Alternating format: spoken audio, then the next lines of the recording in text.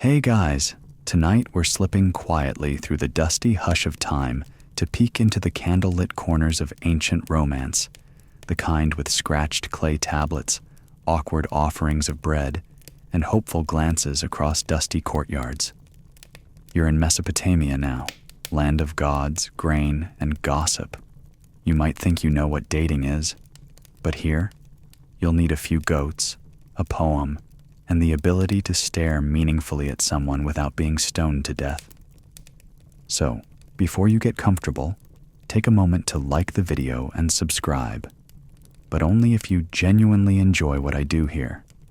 And if you're listening from the other side of the world, or just a different time zone, drop your location and local time in the comments. Now, dim the lights. Maybe turn on a fan for that soft background hum, and let's ease into tonight's journey together.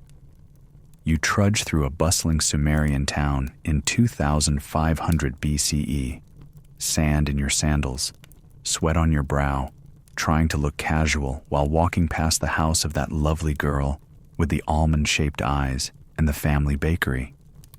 She's out sweeping the front steps.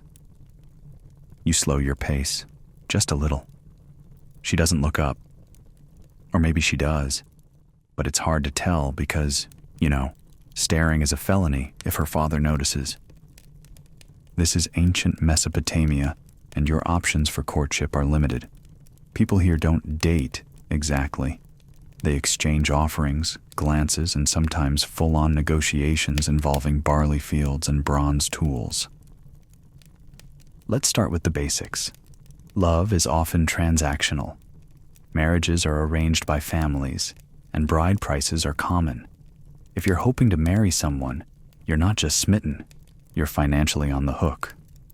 Want to marry Ninsen the Weaver's daughter? Better bring a few shekels, a working goat, and a promise not to get into any drunken brawls during barley season. But that doesn't mean there isn't romance. Oh, there's romance.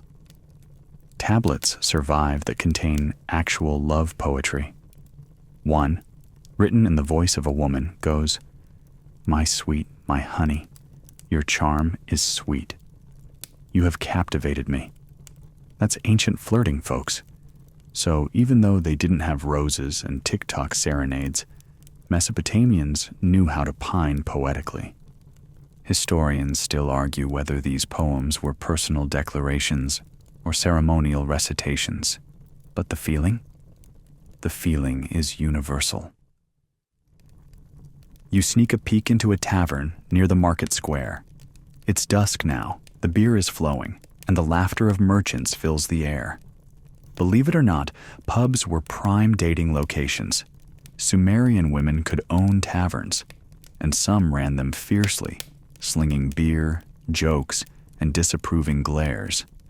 It's one of the rare places where the sexes mingled more freely.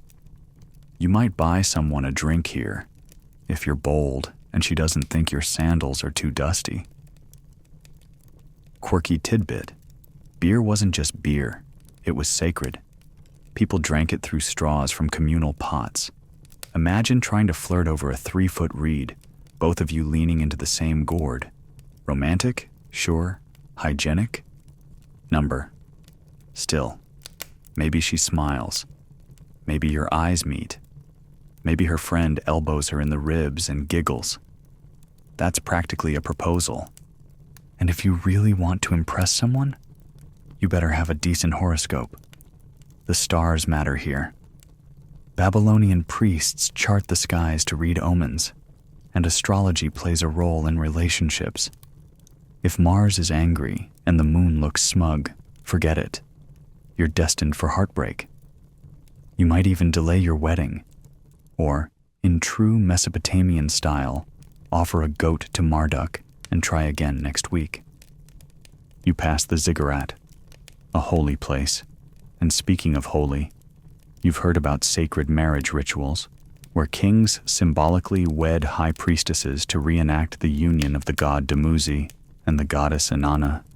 It's complicated and symbolic, and probably not something you get invited to. but it shows how deeply love and divinity are intertwined. Relationships are spiritual here. You're not just joining two people, you're linking families, spirits, possibly empires, and all this before dinner. You duck behind a pillar as Ninsen's father strolls by, whistling and carrying a basket of figs. You make a mental note to try again tomorrow. Because love here isn't fast or easy.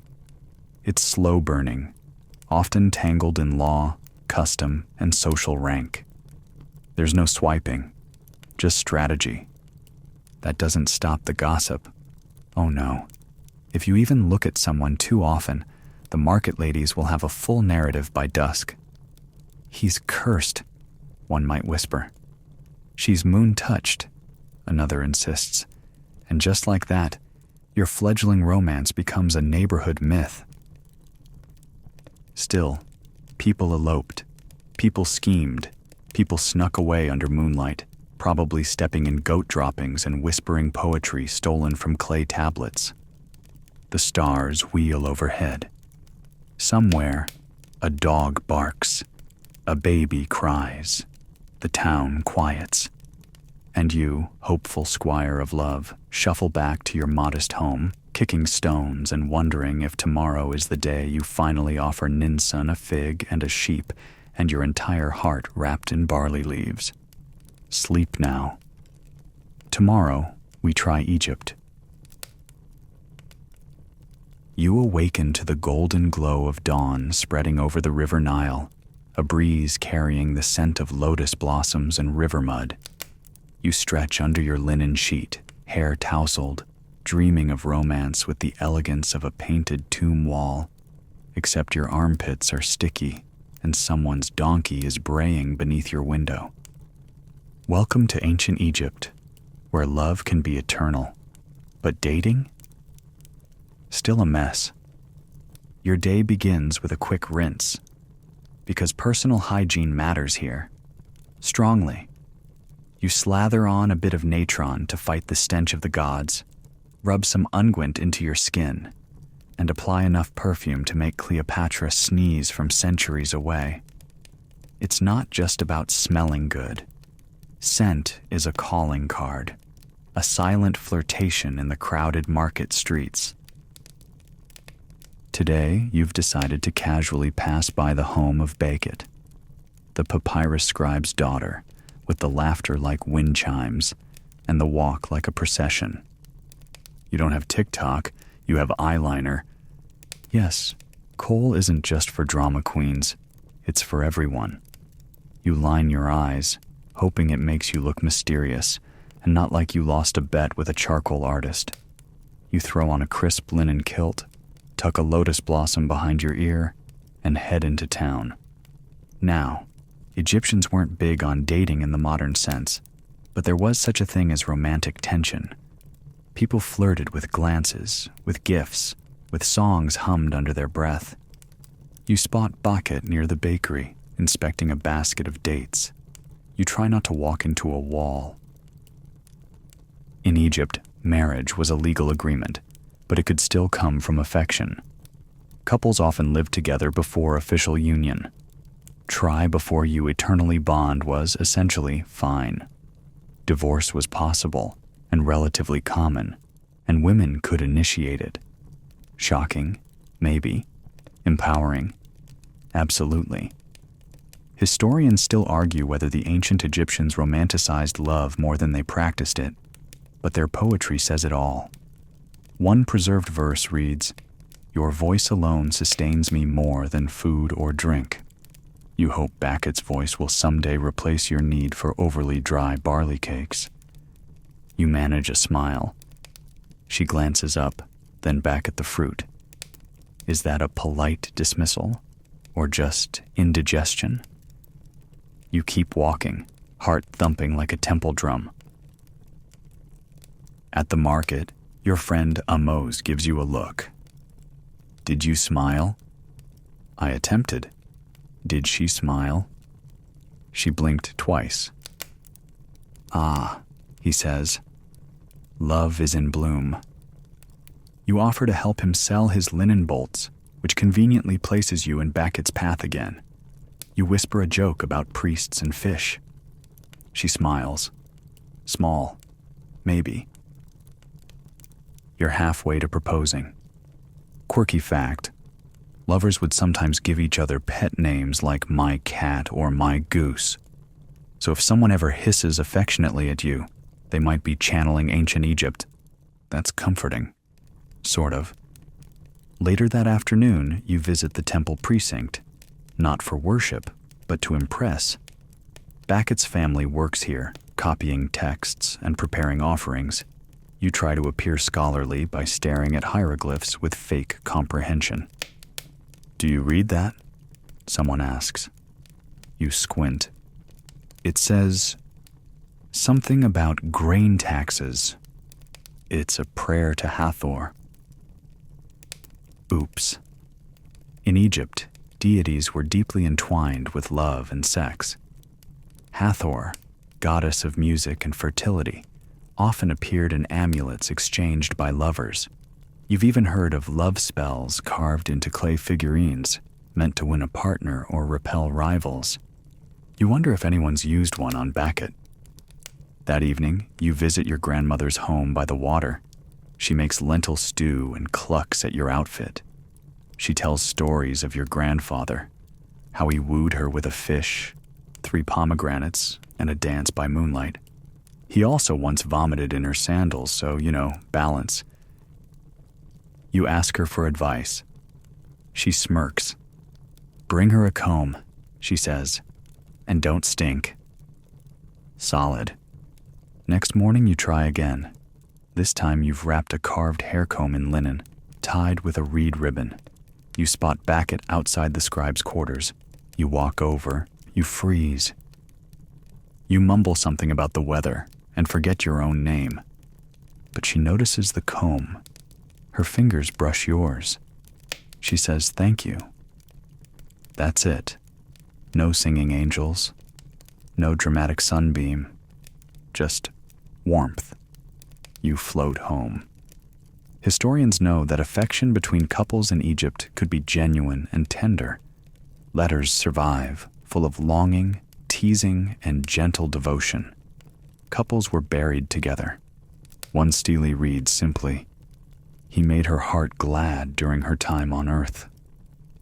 That's the goal, right? To make someone's heart glad, even if you sweat through your tunic and forget how vowels work when you're near them. So now, you lie beneath the stars, head resting on your arm, listening to frogs croak by the Nile. Somewhere nearby, someone's playing a flute. You think about Becket's smile, the curve of her wrist, the fact that she didn't throw the comb at you. Progress. Tomorrow, maybe you'll speak in complete sentences. The sun burns a little whiter now, the air thick with olive trees and the distant echo of sandals slapping stone. You're in ancient Greece, somewhere between 500 and 300 BCE, and your love life just got complicated. You sit under a fig tree near the Agora, your tunic freshly washed. For once, sandals mostly tied, hair sort of neat. You're hoping to catch a glimpse of Philano, daughter of that well-to-do potter who owns half the kiln market. You've seen her at the fountain, sketching something in the dirt with her toe, probably a poetic metaphor, and now you think you're in love. But here's the rub. Public dating is frowned upon, especially for respectable women. Most girls are married off in their teens, usually arranged by their fathers, who consider romantic feelings slightly less important than, say, the quality of their livestock. Still, you're in luck. Philano is nearing marriageable age, and you, brave, slightly sweaty soul, are of appropriate status and more or less literate. That helps. In Athens, love comes in layers: eros, passion; philia, friendship; agape, divine love; and storge, familial affection. You're hoping for the first and possibly the second. Just don't let it drift into tragic poetry territory, because those end badly. Very badly. You've brought a gift, an oil flask with a floral etching, nothing too flashy. It's customary here to offer tokens, sometimes even engraved poetry. But don't go quoting Sappho unless you're prepared to be challenged to a dance duel.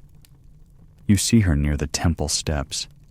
She's laughing with her cousin, sandals dangling from one hand. You rehearse your line.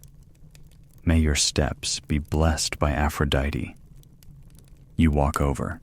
You say, your sandals are very blessed.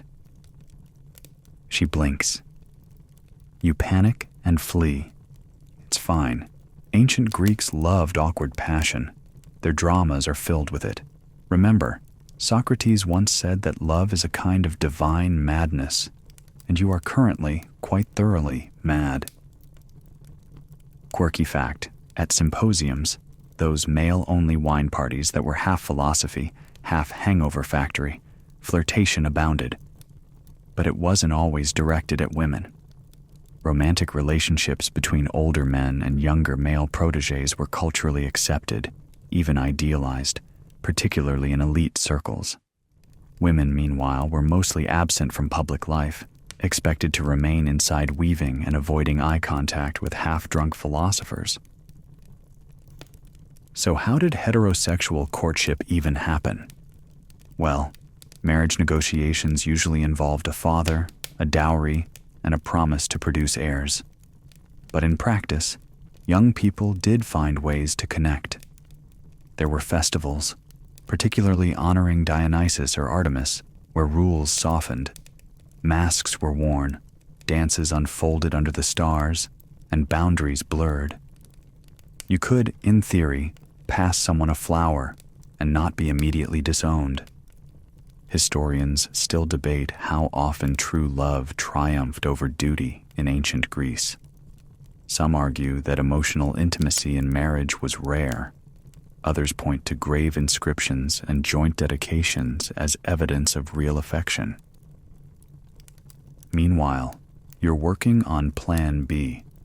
Philonoe enjoys poetry. You overheard her reciting fragments by Anacreon. So, you spend the afternoon hunched over a wax tablet, scratching out a verse. It goes, "Your eyes, two olives bright with dew, have conquered ships and me too." Not bad. A little naval, but on brand. The next day, you slip the verse into her basket as she shops for lentils. You duck behind a column and wait. She finds it, she reads it, she laughs, and she doesn't throw it away. You're in. Later, during the festival of Thesmophoria, where women honor Demeter and Persephone, you manage a short conversation. You're supposed to be there with your mother, but you've wandered. Philonoe is with aunts, sisters, and what appears to be a chaperone shaped like a marble statue. Still, she whispers, "The olive line? A bit much." You grin. "I can do figs next time." She doesn't say no. You walk home that night full of philosophical musings and irrational hope. Maybe you'll write a new poem. Maybe she'll send a token. Maybe her father will only mildly disapprove. Your friend Lycomedes rolls his eyes when you recount it. "She's out of your league." "True," you reply, but she didn't return the poem. He considers that. "You should write a tragedy." "I'm living one," you mutter. And yet, you keep trying. Over the weeks, you exchange small nods, shared looks, subtle smiles near the well. No hand-holding, no dates at seaside cafes, but a connection, soft as sheep's wool and slow as honey. It's not the kind of love with fireworks. It's the kind where she remembers your birthday and doesn't laugh too hard when you drop your sandals in the fish market. You lie on the roof that evening, watching stars shift across the black bowl of the sky. Somewhere, an allos plays a low, wailing tune. A night breeze flutters your tunic. You whisper her name. Then you whisper hers again, just because. And slowly, you fall asleep with the olive line repeating itself in your dreams. The scent of baked bread and the clatter of hooves against cobblestone flood your senses as you step into the chaotic glory of ancient Rome. It's loud, proud, and smells vaguely of garlic and ambition. You're in the city of togas and whispered rumors, and you're about to learn that dating here is like a carefully choreographed gladiator match, with more gossip, fewer tigers, and just as much blood if you say the wrong thing. Your tunic is passable. Your sandals are only a little worn. You've even slicked back your hair with imported Iberian oil that cost half your monthly grain allowance. Why? Because you're planning to casually bump into Aurelia, daughter of Gaius, the tax official. She's known for her laugh, her dowry, and her uncanny ability to recite Virgil while walking upstairs. Now, Romans didn't exactly date as we know it. Public affection between respectable citizens was frowned upon. You didn't hold hands in the forum. You didn't share olives over candlelight. You arranged marriages for property, power, and progeny. Love? Love was for poetry and affairs. Still, you're hoping for a little of both. You pass her villa and time your arrival as she steps outside with her maid. You pretend to be admiring the masonry. She pretends not to notice. Her maid definitely notices. You nod, cool, collected. "Salve, Aurelia," you say. She replies with, "Did your goat wander into our garden again?" It did. She's not smiling. You change the subject. "Beautiful morning. Venus herself must have painted the sky." Her eyebrow arches, but the corners of her mouth twitch. Progress. Roman literature is soaked in love, but it's rarely sweet. Poets like Catullus and Ovid wrote of burning passion, betrayal, obsession, and bad decisions made near fountains. One famous line from Catullus, "I hate and I love. Why do I do this, perhaps you ask? I do not know, but I feel it happening, and I am tortured." Chill, right? You recite some of that later for your friend Publius. He nearly spits out his wine. Try "Your eyes are brighter than the Tiber at dawn," not "I hate and I love."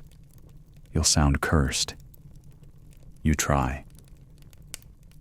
You try again when you pass her the next day, slipping her a small wax tablet with a sketch of a dove and a line of borrowed verse. Her maid reads it first. Her father intercepts it before she can. Dating in Rome means dodging disapproval like javelins. Historians still argue whether Roman women had more social agency than their Greek counterparts. Some say yes, pointing to businesswomen, socialites, and the legal right to own property. Others say most freedoms existed only on paper unless your family was rich, and even then, they came with a leash. Marriage contracts were meticulously drawn, often involving dowries, inheritance clauses, and mutual promises of fidelity, usually only enforced on the woman. Love wasn't expected, but it was sometimes found. Later, maybe. But beyond marriage?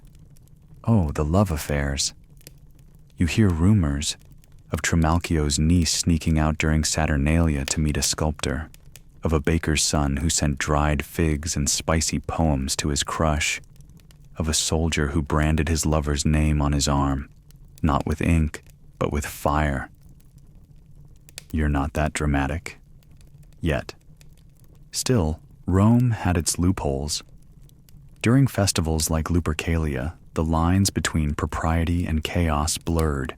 Young men ran around slapping women with strips of goat hide for fertility, which, yes, is even more confusing when witnessed in person.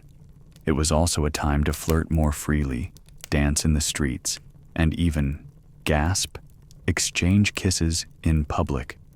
You think about inviting Aurelia, to meet during the next festival. You even ask Publius to help you write a proper invitation. He insists on including a pun about grapes. You deliver it anonymously. Days pass.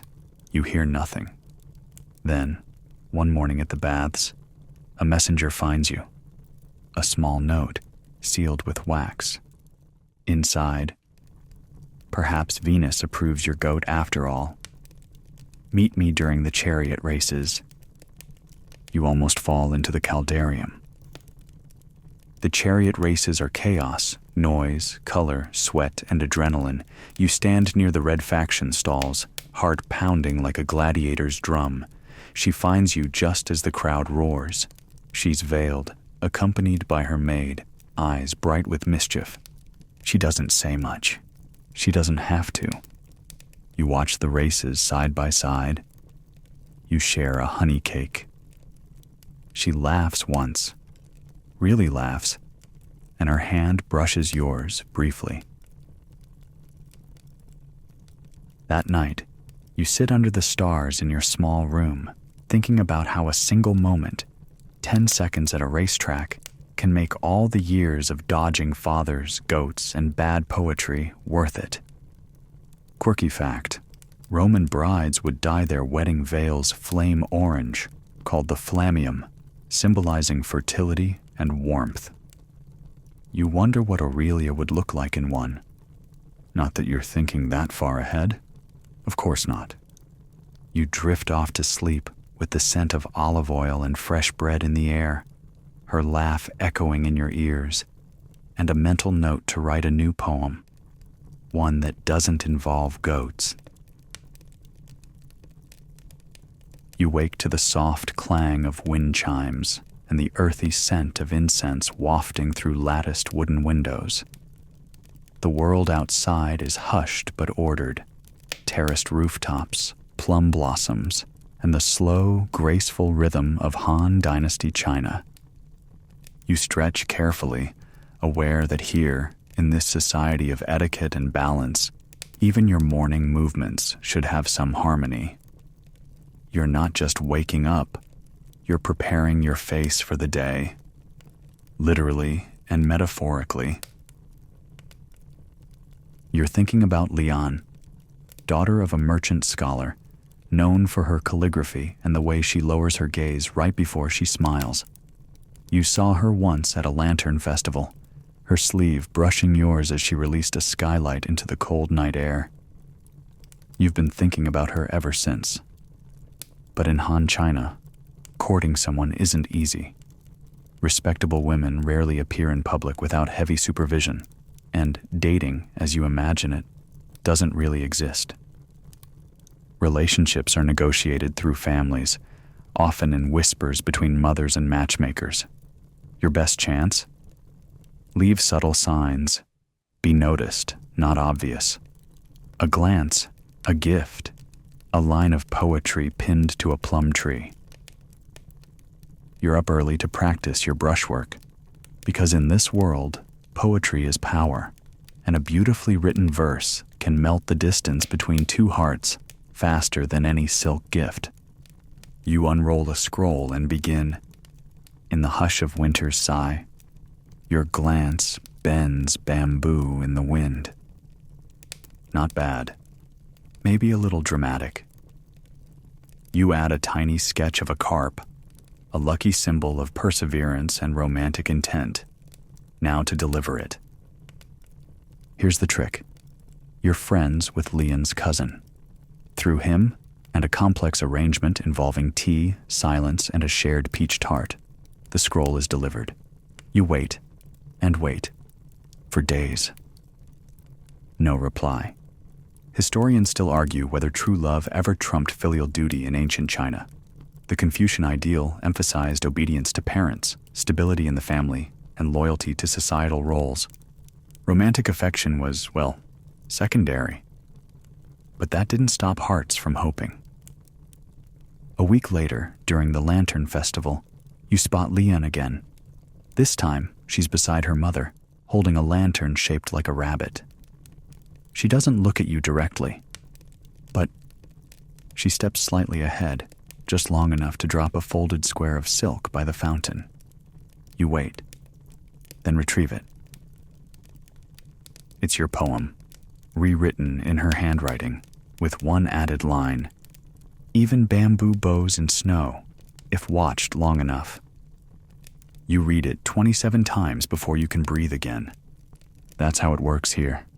Courtship through poetry, subtlety, and time. Relationships are often arranged, yes, but that doesn't mean couples are strangers to longing. Love letters survive from the Han era, buried with the dead or tucked into keepsake boxes. Some were written by women to lovers they couldn't marry, others by men to wives far away during military campaigns. You've heard stories of couples exchanging carved tokens, jade pendants split in half like puzzle pieces, each wearing one. Others gift embroidered sachets filled with fragrant herbs or knots tied with red silk thread, symbols of the red thread of fate, the belief that all destined lovers are bound by an invisible thread, regardless of distance or circumstance. Quirky tidbit. Some lovers would express devotion by sharing a peeled lychee, passing the fruit back and forth until the last piece dissolved. Intimate, oddly sticky, deeply poetic. And if love grew strong enough, if families agreed, a marriage would be arranged. It would begin with betrothal gifts, often including silk, wine, livestock, or even musical instruments. Matchmakers would negotiate every detail. Wedding dates would be selected by astrologers. But for now, you're just grateful for a poem on silk. The next time you pass Leon in the garden pavilion, by design, of course, she's reciting a poem aloud for her younger siblings. It's yours, your line, spoken gently, as though testing the air. You bow subtly. She smiles. Not broadly, not foolishly, just enough. Later, you sit by the river, watching fishermen drift under a full moon. You wonder if she's thinking about you, or if she's reading your poem again. Then you remember what her cousin said. She embroidered your carp sketch on a pouch. Hope, it seems, has scales and swims upstream. So you write again, a new poem. This one ends with, "When the carp leaps, it is not for flight, but for the sound of your voice on the wind." It's cheesy. You don't care. You fall asleep that night, dreaming of lanterns, red silk, and the kind of quiet that speaks volumes between two people who cannot yet speak freely. The air smells of rain and thatch and slow-burning peat. You are now deep in the medieval European countryside, where dating, as you know it, has officially died of the plague. You want to meet someone? Good luck. You'll need a festival, a chaperone, 3 surviving teeth, and the patience of a saint. You step outside your wattle and daub hut, boots squishing in the mud. You're not nobility. You're not even middle class, because that hasn't quite been invented yet. You're a peasant, and you've got your eye on a girl named Alice. She works at the alehouse and once gave you an extra crust of bread when you looked especially pathetic, which, to be fair, is most of the time. Here's the situation. Medieval courtship is a local, seasonal affair. Your world is confined to a village, a church, and the occasional market day. You don't write love letters. You barter favors. You help her uncle fix his roof. You leave wildflowers on her doorstep. You don't touch her hand. Not yet. Not unless her father's pigs are part of the bargain. At the heart of everything? The church. Marriage is a sacrament, overseen by priests and shaped by dogma. Dating isn't about love. It's about alliances, land, and whether or not your family owns 3 chickens. Still, affection does grow, quietly, behind hedges, under cloaks, or whispered after Mass. Today is May Day. You and half the village have gathered near the green. There's a maypole, cider, and young people pretending this isn't the most excitement they've seen all year. These seasonal festivals are one of the rare times young people mingle freely, dancing, singing, exchanging garlands. You join a circle dance, heart pounding like a war drum. She's 3 places away. 2. 1. Your hands touch. The world briefly pauses. Quirky tidbit. Some villages held mock marriages during these festivals, where couples would pretend to wed for the day. Sometimes it ended with real feelings, other times with awkward glances and a hasty retreat behind the cheese cart. Historians still argue whether peasant marriages were based more on emotion or economics.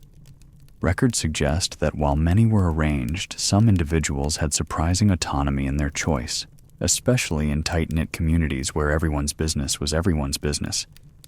The music ends. Alice smiles. Just a twitch.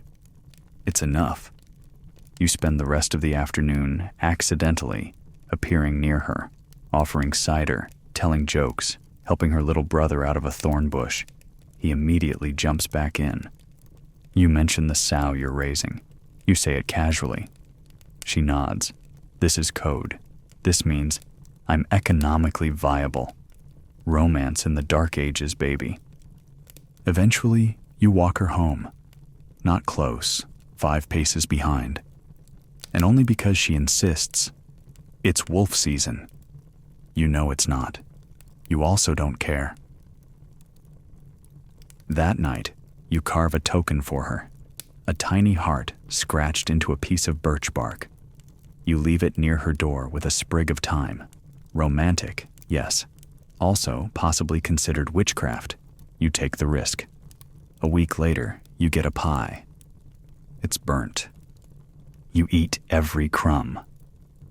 The path to marriage still requires church approval. You'll need witnesses, a priest, and most likely a bribe. You'll also need to avoid scandal.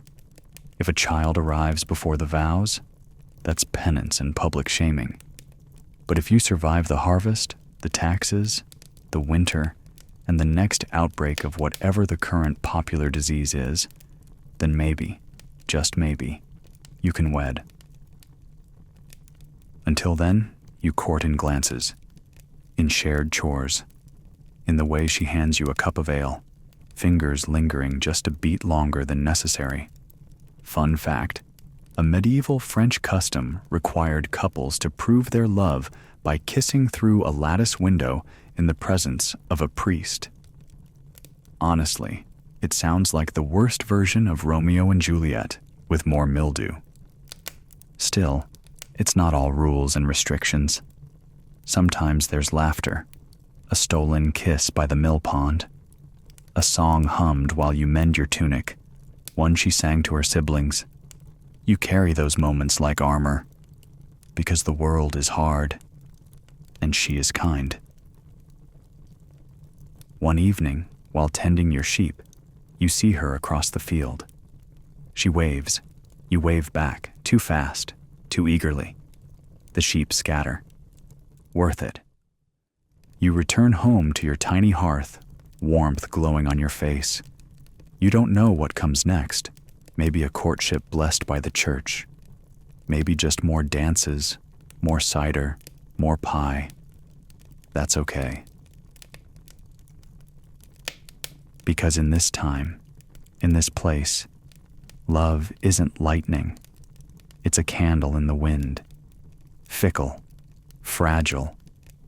But if you cup your hands around it, if you tend it carefully, it just might last through the next storm. You settle in, listening to the wind howl through the trees, wondering if Alice still has your piece of birch bark. You hope she does. The air smells of camphor and cardamom. You wake to the muffled clang of bells and the distant call of conch shells. Welcome to medieval India, where love is a tapestry, woven with rituals, music, and more social barriers than a temple staircase. You sit up on your reed mat, brush sleep from your eyes, and stare out at the courtyard. The mango tree is in bloom again, and you know what that means. The spring festival is coming. And with it, maybe, just maybe, a glimpse of Devika. She's the weaver's daughter. You've seen her during temple processions, draped in a saffron sari, eyes lowered, a spray of jasmine in her hair. She walked once past your stall and didn't step over the edge of your rangoli. That's practically a proposal. But let's be clear. Courtship in this time and place is less about flirting and more about fate. Love matches exist, but they're rarer than monsoon-proof thatch. Most marriages are arranged, carefully negotiated between families, astrologers, and occasionally that one aunt who knows everyone's business.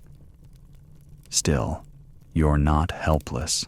You have music, you have poetry, and, should fate be merciful, you have holy. Today you practice your veena, not for the gods, for her. In India, music is considered a sacred bridge between souls. A perfectly played raga can stir the heart more deeply than any speech.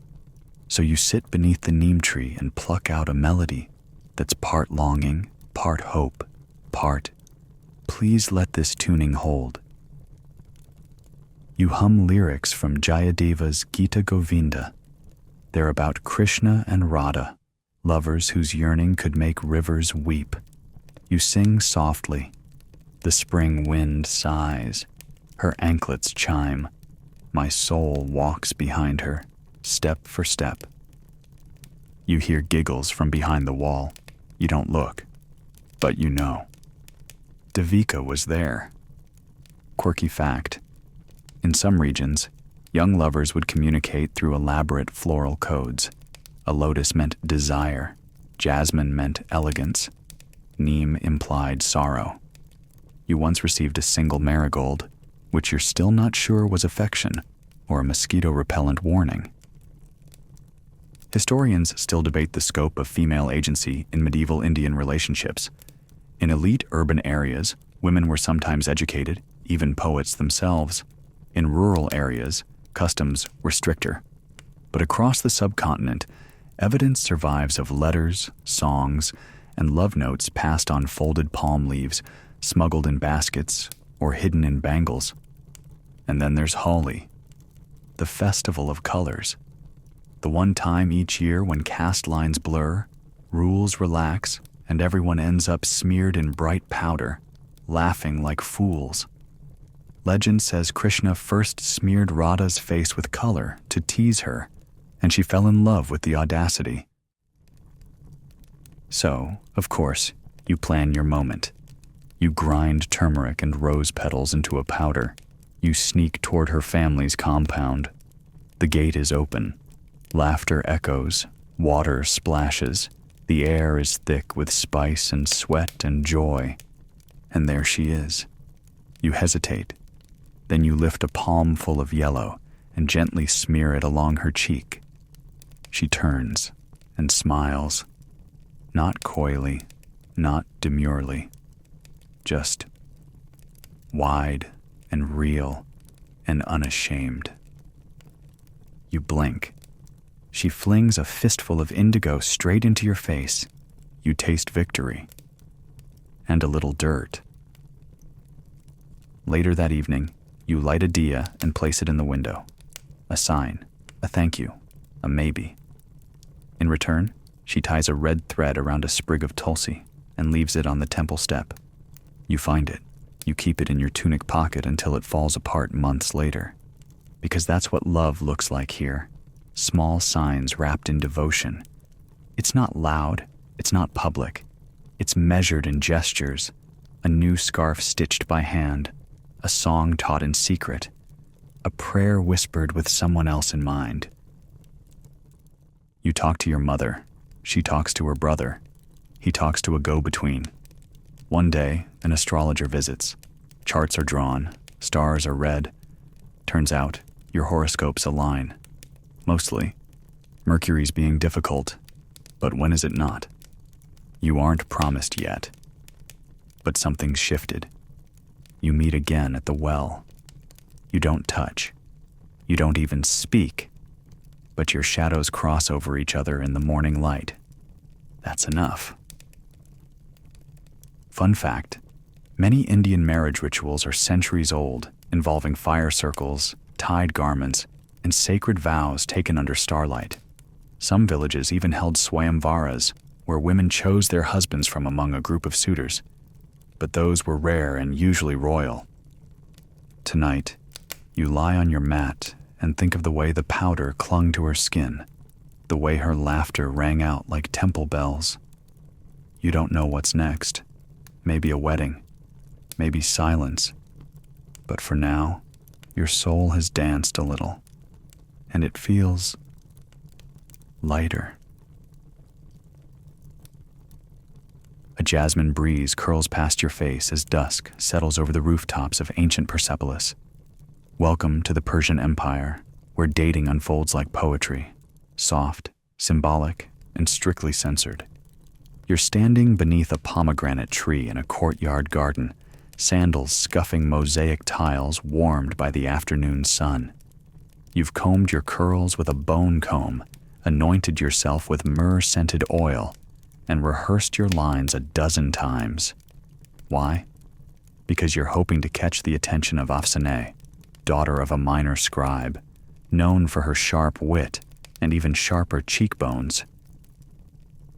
Here, love must bloom undercover. Persian society balances rigid social expectations with a secret appetite for romance, and the garden, always the garden, is where emotions are permitted to breathe. You pass her during a Nowruz celebration. She's weaving a garland of hyacinths, head covered but eyes bright. You offer a painted egg. She accepts it, fingers grazing yours for a fraction of a heartbeat. It's a beginning. But don't get carried away. You live in a culture where Zoroastrianism shapes ideas of purity, duty, and family harmony, and most relationships are arranged through complex family negotiations. Fathers speak to fathers. Mothers whisper to matchmakers. You, meanwhile, write poetry. You unroll a scroll and begin your work. In silence, the rose waits for dawn, as I wait for a glance from you.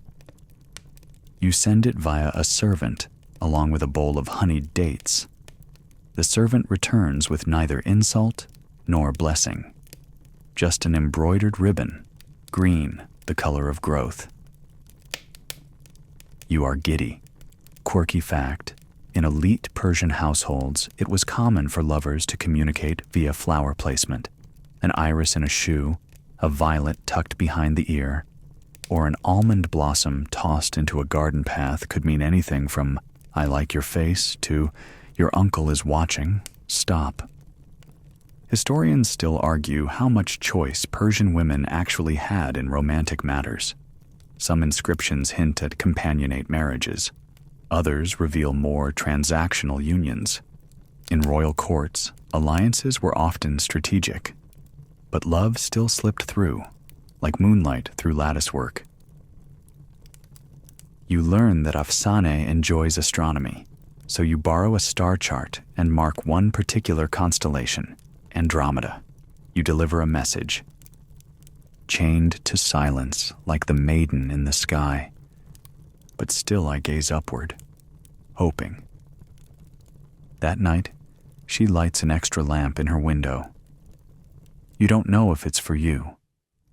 You tell yourself it is anyway. A week later, you're sent to the market to buy spice bundles. You detour near her compound. She's there, grinding saffron. She sees you. She smiles. You say something idiotic about cinnamon. She laughs. It's perfect. Fun fact, in Persian culture, the concept of paradise, paradisa, originated from the idea of a walled garden where water flowed in channels and love could grow under vines. Gardens weren't just pretty, they were metaphors. Life, longing and the soul's eternal thirst. You decide to meet during Chaharshanbe Suri, the fire festival held on the eve of Nowruz. People leap over flames to cleanse the soul. You stand by a brazier, wondering if she'll come. She does. She leaps over the fire. You leap after her.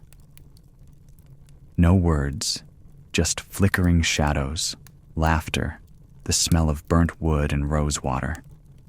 Later, behind a palm screen, she whispers, "You make the stars seem close." You whisper back, "That's because they're hiding in your eyes." You immediately regret it.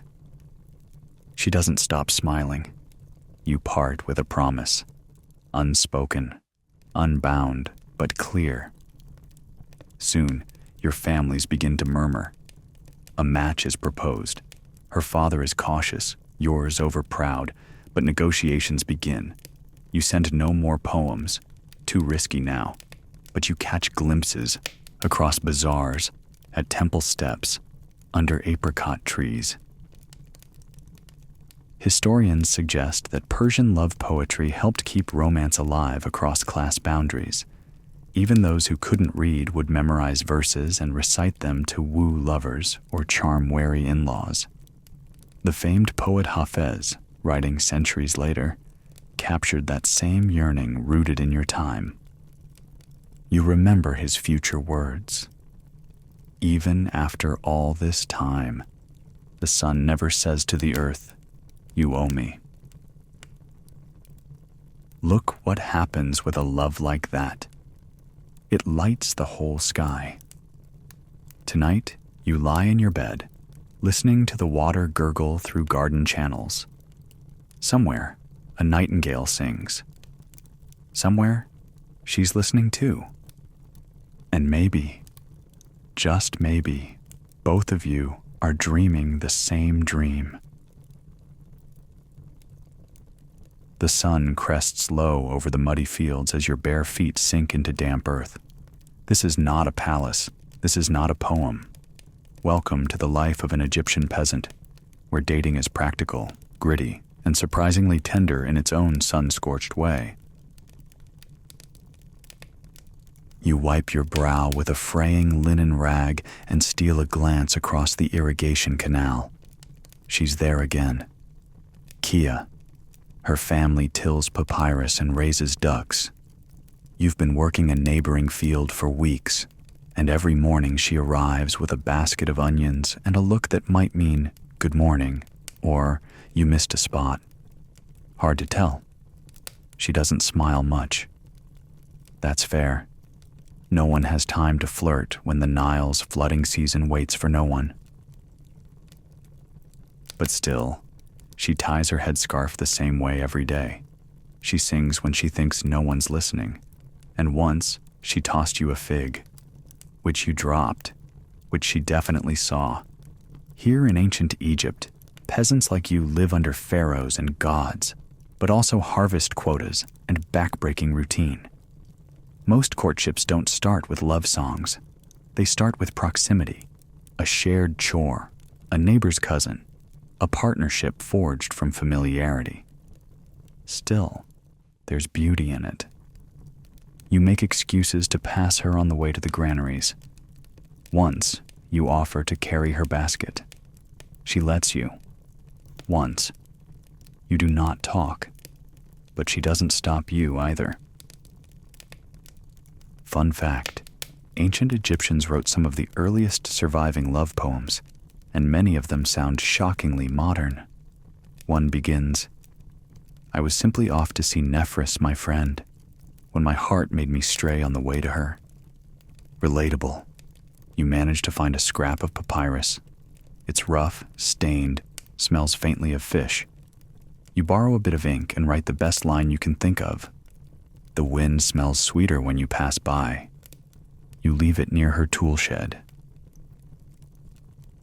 2 days later, you find a reed ring tucked into the crook of a date palm. It fits. Barely.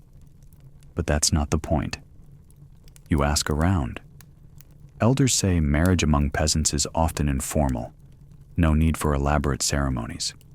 Two people live together, work together, raise geese together. That's it. Unless land or inheritance is involved, love is quietly practical. Quirky tidbit. Some Egyptian peasants used tattoos as romantic markers, tiny dots or symbols inked on arms, ankles, or even beneath the collarbone. You once met a man with the hieroglyph for beloved etched on his forearm. He smiled every time someone noticed it. You build a small bench from palm wood. Not much, but it says, "I want you to sit here and talk with me someday." You place it near the shade of the fig tree. She notices. She walks past it 3 times. Then, one afternoon, she sits. She brings leeks. You bring dates. You eat in silence. Then she says, "The wind's not so bad today." You nod. But you're not thinking about the wind. A week later, you help her carry water jars from the canal. She doesn't stop you. She hands you one with a quiet, "Be careful." You feel like a royal priest being entrusted with a sacred vase. Historians still argue whether peasant marriages held legal weight or were more customary. Some contracts exist, inked by temple scribes and sealed with witnesses, but many unions were never formally recorded. Yet breakups? Those show up in letters. One man famously wrote, "I no longer wish to be with you. You may take your belongings and go." Ouch. You and Kia never sign anything. One day, she just starts coming by at dusk. You fix her gate. She patches your tunic. One morning, she hands you a reed mat. That night, she sleeps beside you on it. No ceremony, no priest, just quiet understanding. You build a roof from palm fronds. She paints little birds on your clay pot. You argue over whose turn it is to wake the rooster. You share everything: grain, gossip, a splintered stool. Sometimes she still sings when she works. Sometimes you hum along. Fun fact: Egyptian peasants often buried loved ones with small trinkets or messages, believing that affection continued into the afterlife.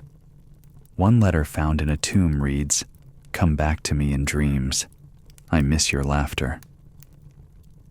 Tonight, under a sky dusted with stars, you and Kia sit in the doorway of your hut. A small fire crackles. A dog snores. You don't say anything, but her hand rests lightly on yours. It's not a ballad. It's not a legend. It's real. And for now, it's enough. Incense coils through the dusk, curling like invisible vines up the worn stone columns of the temple.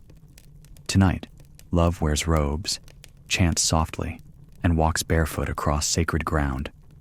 You've stepped into a world where intimacy isn't hidden behind closed doors. It's woven directly into the spiritual fabric. You kneel on the cool stone floor beside a ceremonial basin. The priestess ahead of you sings in Sumerian, each note echoing in a space so silent you can hear your own heartbeat. The temple is devoted to Inanna, goddess of love, fertility, and war. A confusing resume, but who are you to judge? She's also the patroness of sacred sexuality, which is how you ended up here in the first place. You aren't on a date, not exactly. This is a ritual, and it's the only reason you, a barley farmer with one good tunic and chronic sunburn, can be in the same space as Ayla, the acolyte who once handed you a consecrated fig with her fingers ever so lightly brushing yours. This isn't flirting. This is theology. In Mesopotamian culture, particularly in Uruk and Babylon, temples weren't just centers of worship. They were economic, cultural, and social hubs, and sometimes the stage for spiritualized forms of intimacy. Some priestesses, known as Nadutu, were celibate. Others, participated in sacred rites involving ceremonial union, often misunderstood in modern retellings. Historians still argue about the exact role and meaning of sacred marriage rituals. Did they involve physical union, symbolic gestures? Theories range from reenacted myth to full, ecstatic experience. Some suggest it was seasonal, echoing fertility cycles. Others argue it was theater. No consensus. Only fragments. You stand as the ritual begins. Isla steps forward, adorned in lapis lazuli beads and a linen robe scented with myrrh. Her gaze meets yours, not personal, not casual, but not indifferent either. This rite is meant to symbolize the union of Inanna and Dumuzi, the shepherd king. You play his part, nervous, reverent, trying not to trip over the carpet. You speak the ancient verse you were taught.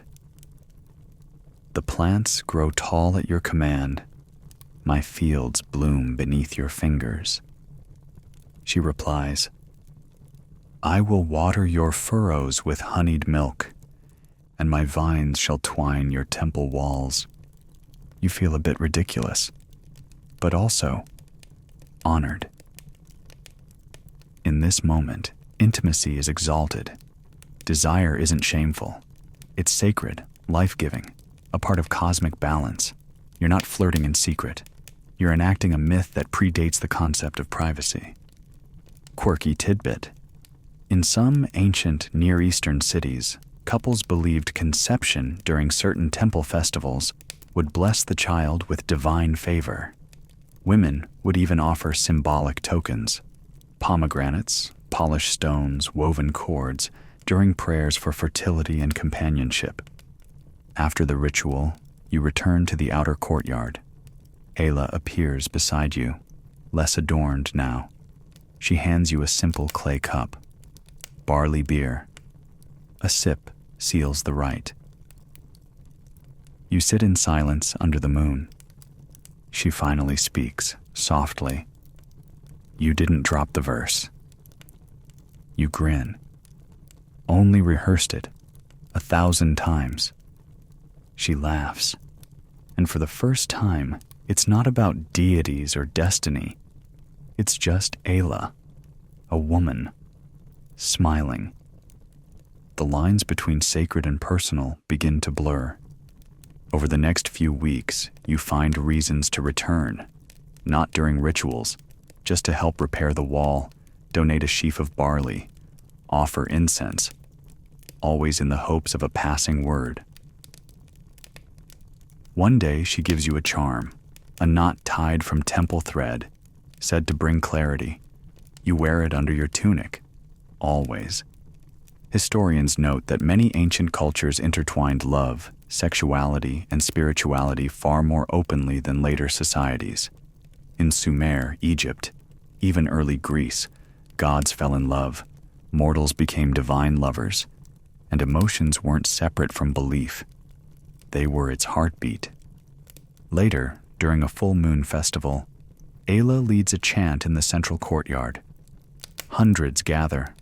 You don't speak to her that night, but when you pass the basin where she once stood, a single lapis bead waits beside the water. You take it home, place it under your pillow. That night, you dream of fig trees in bloom. The forest breathes around you, a living chorus of insects and midnight birdsong. You kneel beside a carved stone altar deep in the Mayan lowlands, flicking mosquito after mosquito off your bare shins. Welcome to ancient Mesoamerica, where dating isn't just a matter of attraction. It's about timing, cosmic timing. In your hand you hold a pendant, jade, smoothed to a soft gleam. You carved it yourself, shaped it for one purpose, to offer it to Ixik, the potter's daughter, at exactly the right point in the Tzolk'in calendar. Because here, love obeys the gods, and the calendar more than your pulse. Today is the 4th of Ix, a day sacred to fertility and beginnings. You've calculated the signs, checked the Tanalpahwali, and received lukewarm approval from your uncle's priest friend who said, "It probably won't be a disaster." Encouraging.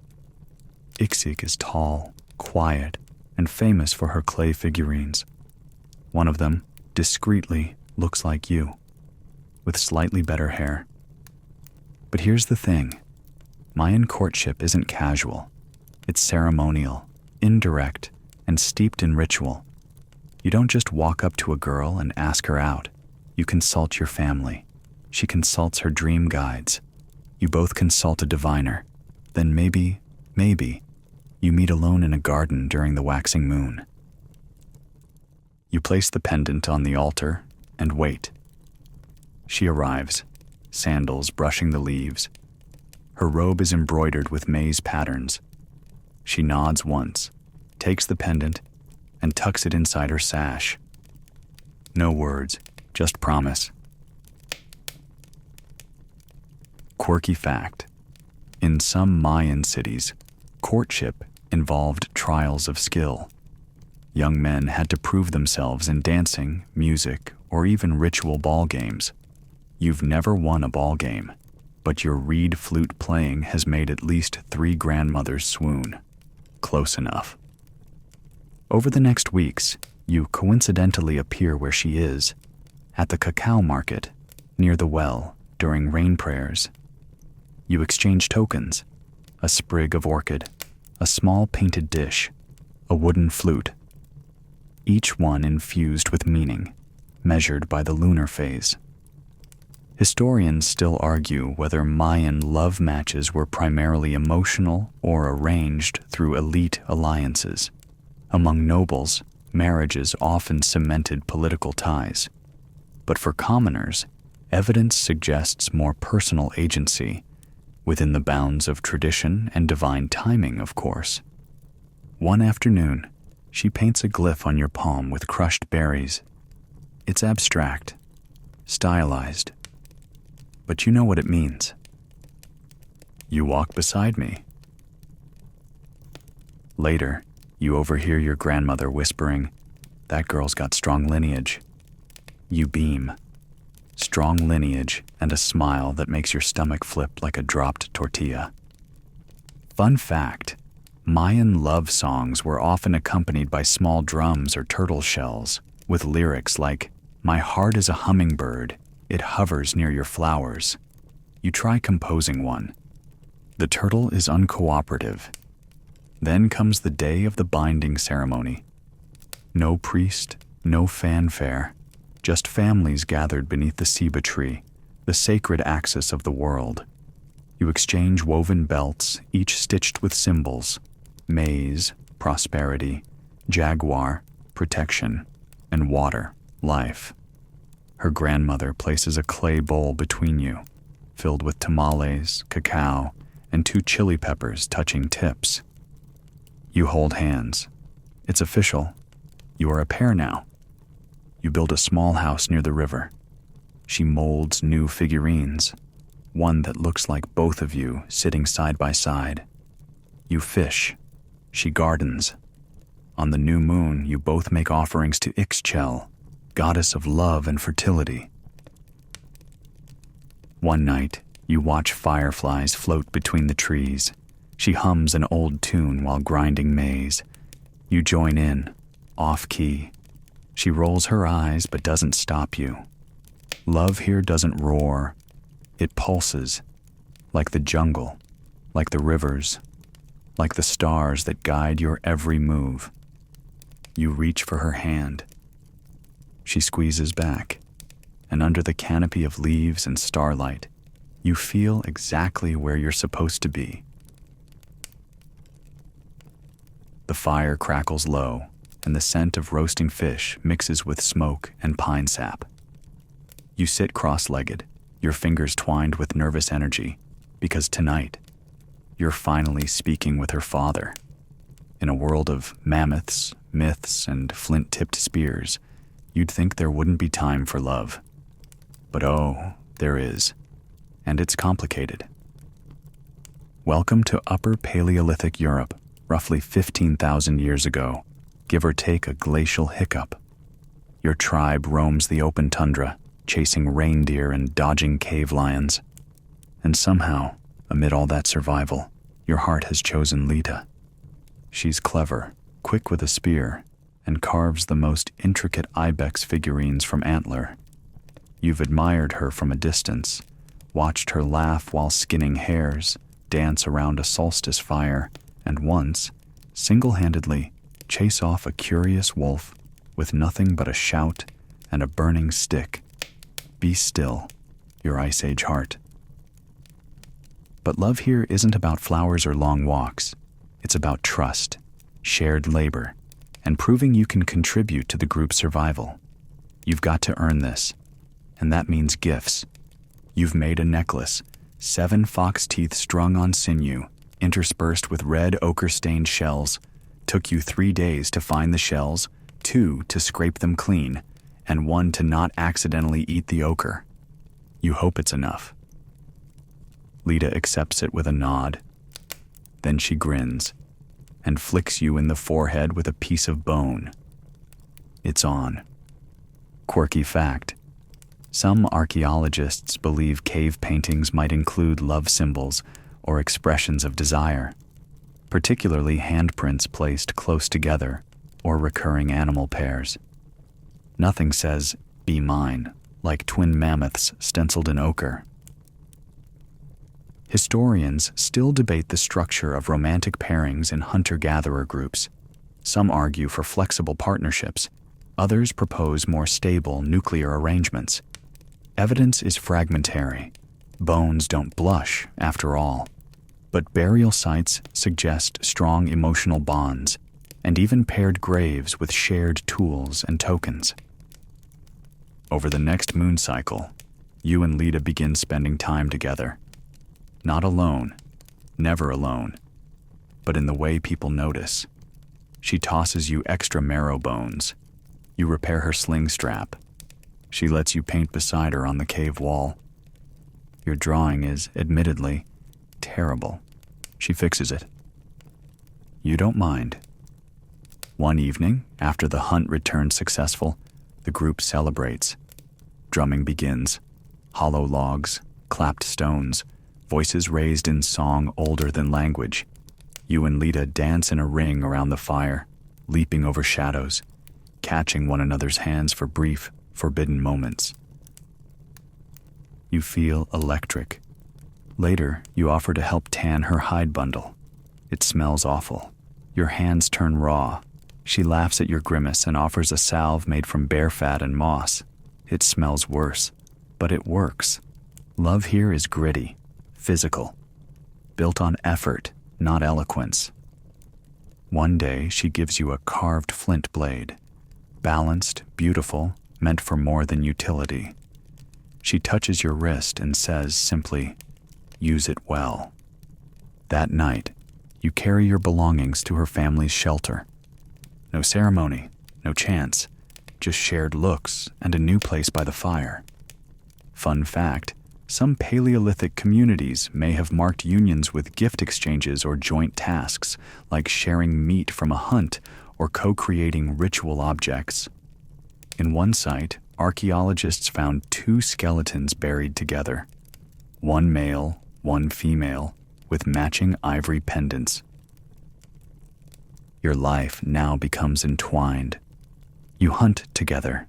She teaches you how to set snare traps. You teach her how to dry fish. On rainy days, you shape clay figures and laugh when they collapse into mud. You tell stories about the stars, about the bear that walked like a man, about the spirit that steals dreams. She listens, head tilted. Sometimes she smiles. Sometimes she just watches. Love in this ice age is quiet. No vows, no parchment, just warmth shared under an elk hide, fingers linked beneath the sky. One morning, you wake before dawn. She's still asleep, hair tangled, breath soft. You step outside, greet the frost, and feel something deep and ancient stir in your chest. It isn't survival, it's gratitude. Smoke curls into the high air as you wipe dust from your tunic and glance down the busy Roman street. Market stalls jostle shoulder to shoulder. Vendors shout, carts rattle, geese squawk. And there, beneath an awning of sun-bleached cloth, is Livia. You've seen her before, of course. Everyone in your insula apartment block has. Her father owns the cobbler's stall. You've bought sandals you didn't need just for a moment of conversation, which in ancient Rome is already a bold move. Because while you might think this place would be all toga-flinging romance, the truth is, dating in Rome is a surprisingly tangled mess of etiquette, class, and Latin wordplay. You approach carefully. Your tunic's straight, your hair's not a disaster, and you've even dabbed on a bit of rose oil. You greet her with a formal nod and say, "Salve, Livia." She returns it, cool but not cold. Progress. In Rome, relationships are incredibly class-sensitive. You're a merchant's apprentice, respectable but not patrician. Livia? Solidly plebeian, but with family aspirations. That means her parents are watching, closely. And not just for your money. They want to see your virtues, your manly virtue. So, no skipping morning chores, no wine breath before noon, and definitely no chasing actresses. Still, you find ways to stand out. You recite a line of Catullus's poetry, carefully chosen and softly delivered. "I hate and I love. Why, you ask? I don't know. But I feel it and I'm torn." She raises an eyebrow. Then, she smirks. Quirky fact, Roman suitors often used graffiti as love letters, scrawling flirty or outright ridiculous lines on walls. One Pompeii wall reads, "If you felt the fire I feel, you'd understand why I write this." Subtle. You start leaving small gifts near her stall. Figs, a strip of embroidered ribbon, a comb made from smooth olive wood. Nothing too extravagant, just enough to say, "I see you," without alarming her mother. Livia's replies are cryptic but promising. A flower in her hair one day, a slice of warm bread wrapped in cloth the next. Historians still argue about the emotional role of love in Roman relationships. Among elites, marriage was often transactional, sealed for alliances and dowries. But in poems, letters, and satire, signs of genuine affection and heartbreak abound. Whether real or idealized, Romans craved connection. They just didn't always trust it. One day, Livia's younger brother trips and spills a basket of olives. You help him gather them. Later, Livia thanks you with an apricot and a joke about clumsy sandals. Her voice is lighter. You see something new in her eyes. Trust. You begin walking her home from market. Always a careful distance, always in daylight. You speak of your goals, buying your own stall, learning bookkeeping, maybe importing cinnamon from Alexandria. She listens. She even offers suggestions. One afternoon, a magistrate's son flirts with her, loudly, badly, with too much perfume. You watch her roll her eyes and walk past him to hand you a jar of honey. You nearly drop it. Fun fact, Roman weddings involved intricate rituals, including joining hands in a special grip called dextrarum iunctio, offering a cake made of spelt, and parading the bride to her new home with torches and song. But the most telling sign? When a woman changed her dress to the color of flame, saffron. Eventually, your intentions become known. You speak to her father. He is skeptical. You quote Horace. He is unmoved. You offer help with repairs to his workshop. He begins to soften. Then, finally, after many days, many errands, and more olive oil jars than you can count. He nods once and says, "Don't waste her time." You don't. You and Livia are seen more often together. You share fruit beneath cypress trees, visit the baths, in separate sections, of course, and watch plays from the back row, whispering critiques between acts. One night, during the festival of Lupercalia, you leave a small token at her door. A wool-wrapped fig with a note reading, "My heart runs wild like the goat in spring." She laughs. You hear it echo down the street. You don't even mind that the neighbors hear too. You walk her home in moonlight. You don't touch. You don't need to. There's time. And in this city of marble, madness, and poetry, you've found something rare. A quiet, growing flame. The wooden flute calls low across the river, a sound that drifts like fog over still water. You wait beneath the hanging willows, heart fluttering, because in ancient imperial China, this is how courtship begins, with music, moonlight, and endless caution. Your name is carved on a bamboo tally. Your clothes are plain but clean. You've washed with lotus root soap and tried your best to smooth your hair with rice water, an ordeal your younger cousin found hilarious. Tonight is the Lantern Festival, and while it may look like joy and sparkles on the surface, beneath it flows the swift current of deep tradition and rigid social protocol. You're here for one reason, to see May. She is a scholar's daughter, bright as polished jade and equally unattainable. You first glimpsed her from afar during the Mid-Autumn Festival, her sleeve brushing lantern silk as she passed. Since then, your thoughts have been a blur of ink and jasmine. But direct interaction is out of the question. A respectable woman rarely leaves home unchaperoned, and when she does, it's behind screens, fans, or heavy sleeves. In this world, love is a puzzle. You release a lantern into the water, its soft red glow bearing a small poem. I am the heron, you the moon. We meet in ripples. Moments later, another lantern floats downstream.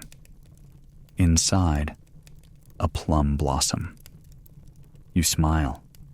Quirky fact. During the Tang and Song dynasties, women would sometimes signal romantic interest by tossing embroidered shoes or fruits at passing suitors during festivals. A bold move, often veiled as playfulness. You keep an eye out for airborne peaches just in case. Your family, ever ambitious, warns you not to get ideas. She's above your station, says your uncle between mouthfuls of steamed fish. She'll marry a scholar official, not a scribbler with cracked sandals. But you study harder. Practice your calligraphy. Save money from every inkstone and scroll you copy. And you write. You write her poetry every week, lines you hide in brushwood bundles and hollow gourds. You're not sure if they reach her, but someone once left you a silk knot dyed with indigo. You believe it was her. Historians still argue about how much agency women had in dynastic Chinese courtship.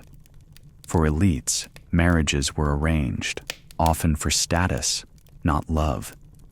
Yet poetry collections, diary fragments, and letters suggest many managed to express affection within cultural limits, through coded fan movements, flower language, and, most often, verse. You visit the temple during Qingming and leave a message scratched on a prayer tile. May the wind carry my thoughts to you. Days later, a tile appears beside it. The wind listens. You don't cry, but your chest feels hollow and full all at once. You begin exchanging books, shared volumes of poetry with lines lightly underlined, symbols drawn in margins. You leave yours at a bridge post. Hers always arrive on top of the stack returned to your library desk, the same crane feather bookmark each time. One day, your father receives a dinner invitation from May's family. You nearly faint. Turns out, her father has noticed your diligence. He's curious. You arrive terrified, bow too low, stammer your way through a discussion of the Book of Songs, and manage not to spill your tea. May speaks only once, an elegant comment about the migration of swallows. You treasure it like a kiss. Fun fact, in Imperial China, some couples sealed secret pacts with paired rings or broken pendants to be worn beneath clothes. One such pair, carved from ivory and etched with matching lotus designs, was found centuries later, buried in a scholar's tomb. As weeks pass, your families begin a quiet negotiation. Nothing is promised, but you're allowed, formally, to send a letter. You labor over it for 3 days. Though bound by duty, my heart walks beside you. If I may carry your name as gently as I carry ink on parchment, then even poverty will feel like poetry. She replies, I will walk slowly so you may catch up. Eventually, a matchmaker is sent. Dowries are discussed. Omens are checked. The day is set. On your wedding morning, a drizzle falls.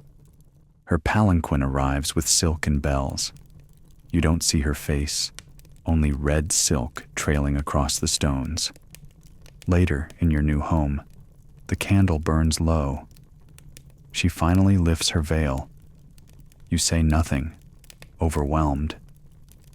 She smiles and says, You missed a brushstroke on page 12.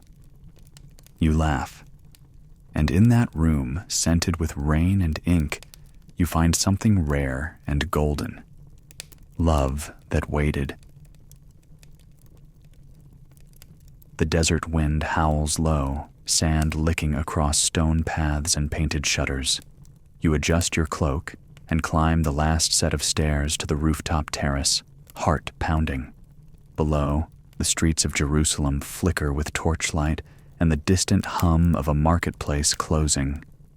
The year is somewhere in the 1st century. And tonight, your life may change. You're a potter's son, just old enough to be considered marriageable. Not quite enough goats for a full bride price, but you've been saving. And more importantly, you've caught the attention of Miriam, the baker's daughter with the laugh like bells and a smudge of flour always on her cheek. You met carrying jugs at the well. She teased your sandals. You offered her the better rope. She let you. Since then, glances have turned into conversations, and conversations into plans, whispered between figs and firewood runs. But it's not just about hearts. Not in this time. Not in this place. In ancient Judea, marriage is a deeply social contract influenced by faith, law, and family ties. You'll need her father's approval, a matchmaker's blessing, and enough coin to support a proper betrothal. Love? It helps, but it isn't required. You're hoping to bring both. You're not alone on the roof. Your uncle is here, standing beside Miriam's father. A small fire glows. The marriage broker clears her throat. The conversation begins. You listen quietly, speak when spoken to, offer 3 clay jars as token, 1 painted with vines, 1 with birds, 1 plain. The work of my hands, you say. Miriam's father asks if you can read. You recite a line from the Psalms. He asks if you've built a home. You describe the room you've been repairing near your uncle's courtyard. Mud brick, cool in summer, and ready for guests. Miriam appears at the doorway. She doesn't speak, but she lingers. And when she meets your eyes, you see the answer there. Quirky tidbit. Among some Jewish communities at the time, a ketubah, a marriage contract, was often lavishly decorated with promises including not just provision, but affection. Some even added clauses like, "He shall not forbid her from visiting her mother." Prudent. Historians still argue how much say young women had in their matches. In many cases, betrothals were arranged early. But letters and rabbinical writings show clear hints that affection mattered, that favor in his eyes and joy of her heart weren't just poetic fluff. Your formal betrothal takes place under a canopy of woven reeds. It's not the final wedding yet. That'll come later. But you're legally bound now, considered husband and wife in the eyes of your people. You hand her a silver coin saying, "With this, I am yours." She accepts. Her fingers tremble. Later, you walk her home. You keep a polite distance. Still, she smiles. And then she says softly, "You smell like clay." You reply, "You smell like bread." She laughs. In the following weeks, you build shelves. She gathers linens. You carve a stool. She embroiders a curtain with little olive branches. Your mother teaches her how to grind herbs for soap. You show her how to keep the kiln's flame steady. One evening, you find a note tucked into your jar of lentils. "When you look at me like that, I forget to breathe." You add another, "I don't breathe at all when you're not near."